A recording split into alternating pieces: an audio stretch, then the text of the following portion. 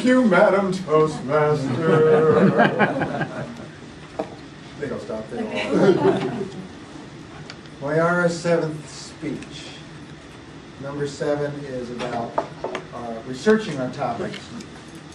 The speaker is to select a subject of importance to the audience that requires a large amount of research and collect information from numerous sources and carefully support points with specific facts, examples, and illustrations, rather than just the speaker's own opinions. And then the speaker is to build on the previous 6 speeches to demonstrate what she has learned in presenting this topic. Moyara, I thought you had a very good introduction, referring to your interest in this subject in your op-ed piece in the LA Times. It was very clear that you had credibility on the subject. You established that. I thought the meat of your talk was very well presented and organized. And I thought you used the slides very nicely. I like the way you walked over to them and yet still addressed us. So you didn't get lost in your slide. And I found myself able to follow what you were demonstrating very nicely.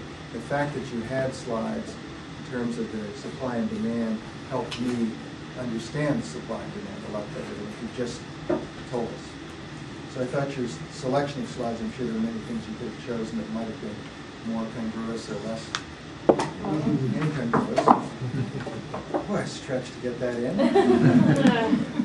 But the ones you chose were congruous. We had a couple of problems. One was the timing, obviously.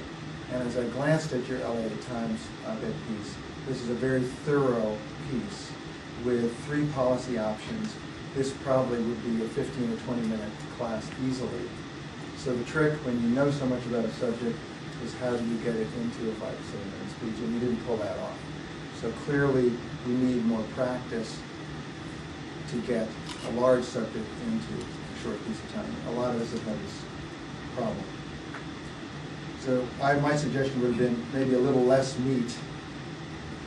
You could have been quicker on summarizing what the problems were to get to the policy choices, which you kind of threw in at the last minute and saw the red light blinking and you lost the opportunity to hear about that. I think you also could have drawn us in a little better. Why should we be concerned about this as individuals? And simply you could have said, as taxpayers, are we spending our money wisely? As citizens, are we supporting our government well? Do we know what our government's even doing in Afghanistan? Is it smart? Is it dumb?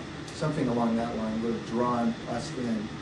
You spoke so eloquently about the facts that I was drawn in anyway, but I think you could have been more powerful if you'd done that. And you also might have said a little more about why you were interested in this. Now, some of us know you're a professor on these subjects, but simply one sentence at the very beginning could have made it very clear.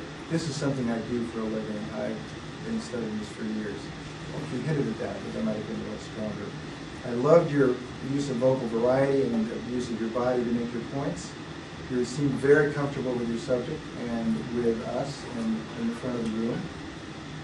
You speak beautifully about anything you speak about. I love your voice and your intonation. And you make your subject very important.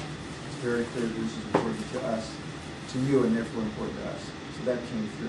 So these are all things that I've watched you grow in the 6 months or so you've been in the club, and I think you're on your way to being world class.